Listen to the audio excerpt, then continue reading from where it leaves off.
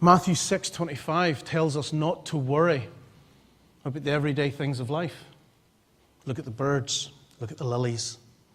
Because God has done that for them, so how much more will He do for us?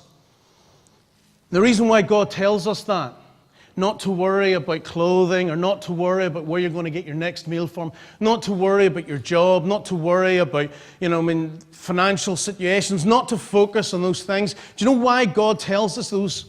Because He doesn't want it to rob time from what we should be doing, where we should be focused. And we should be focused on Him. Whenever the lily grows, it grows up to the sun and it opens itself out, and it's like, wow. It just sits there. It doesn't worry whether its leaves are going to look nice or whether its petals are going to fall off. It just does what it does and then worships the sun.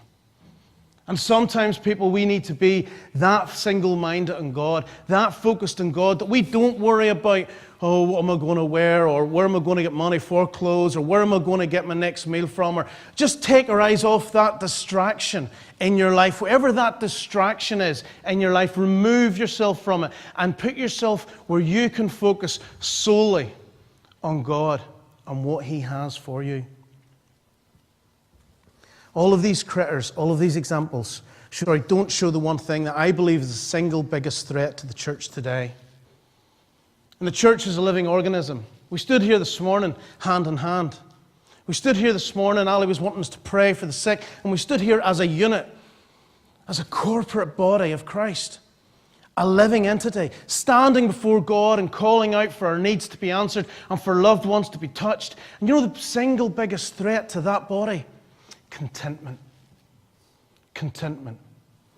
When we find contentment in our walk with God, is an ant ever content? Does it ever have enough stored away for the winter? No. It works and it works and it works for the good of the body. It's driven. Badgers, are they ever content? Do they just think, oh, we'll move into this rabbit warren and just push it out a wee bit to the sides and that'll do us? No. They have a purpose and they're driven to complete their purpose. The locusts are relentless and the lizard is bold. None of them let contentment enter into their lives.